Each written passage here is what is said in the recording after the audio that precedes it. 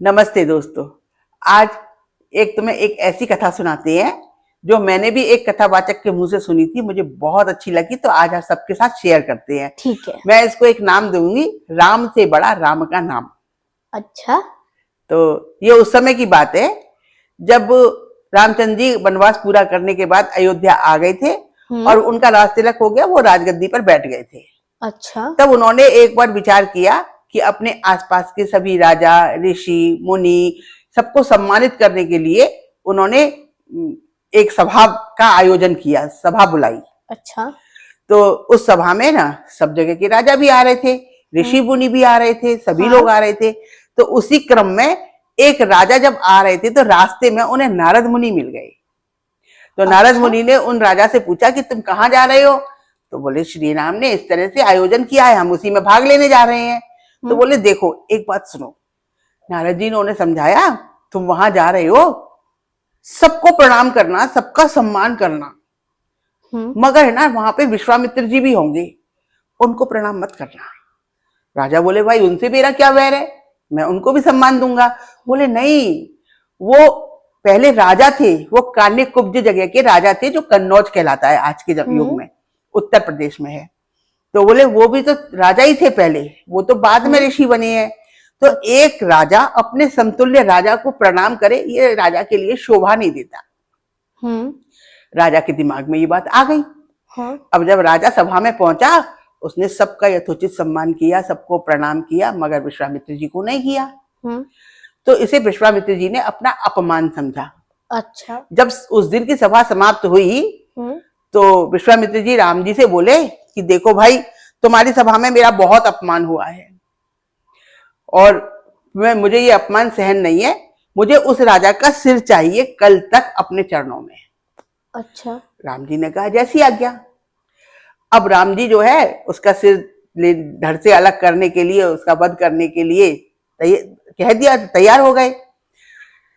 अब वो राजा था, वो घबराया कि अब तो राम जी खुद मेरी जान लेने के लिए आ रहे हैं, मेरा वध करेंगे। वो भागा भागा नारद जी के पास गया।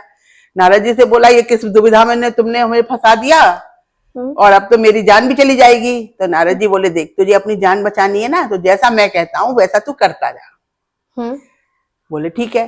बोले तू माता अंजनी माई जो हनुमान जी की माता है उनके पास जा और उनसे अपने जीवन का अभयदान मांग ले।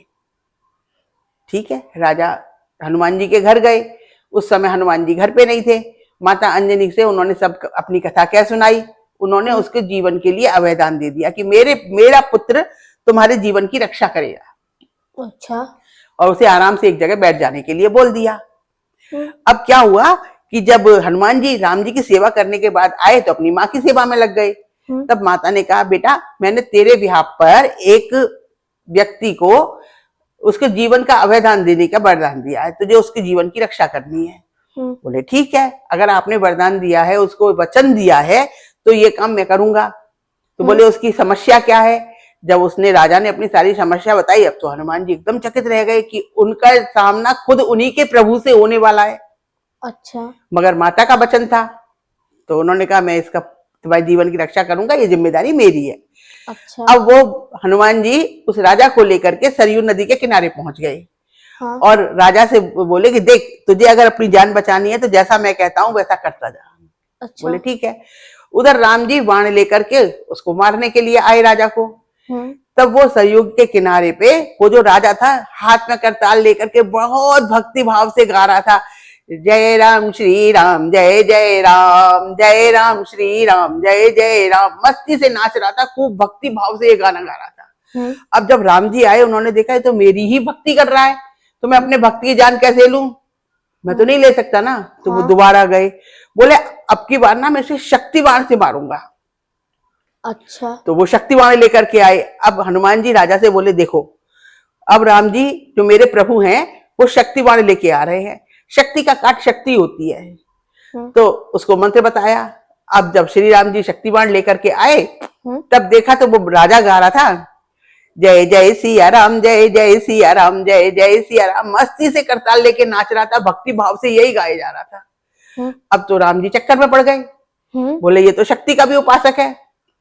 अच्छा। मेरे साथ साथ शक्ति की भी भक्ति कर रहा है, अब मैं इसे कैसे मारूं? वो दोबारा गए। उधर जो विश्वामित्र जी थे वो क्रोधित हो गए, बोले राम जी ये तुम्हारे बस की बात नहीं है, तुम्हारे वचन प्राण जाए पर वचन ना जाए, ऐसी वाली जो बातें थी वो सब बेकार थी, तुम पे नहीं होगा, लाओ तुम मुझे दो धनुष बाण, मैं खुद उस राजा का वध करूंगा। अच्छा। तब राम जी बोले बस एक अवसर और दो मुझे, अब ये अंतिम अवसर है, अब की बार वो आपको राजा का सिर मिलेगा। अब की बार राम जी क्या हुआ, प्रलय बाण लेके चल दिए। प्रलय बाण जैसे उन्होंने लिया, सब जगह हाहाकार मच गया, सब लोग बोले प्रलय होने वाली है, पता नहीं अब क्या हो जाएगा।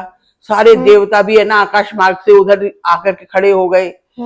जब हनुमान जी ने देखा कि राम जी तो प्रलय बाण लेकर के आ रहे हैं, तो उन्होंने कहा भाई तेरी रक्षा का वचन मैंने दिया है, इसलिए रक्षा तो मैं करूंगा। तो वो सूक्ष्म रूप से उसका कवच बन के उसके चारों तरफ आ गए और उसके कान में एक मंत्र फूंक दिया, बोले बस तू ऐसे ही करता जा।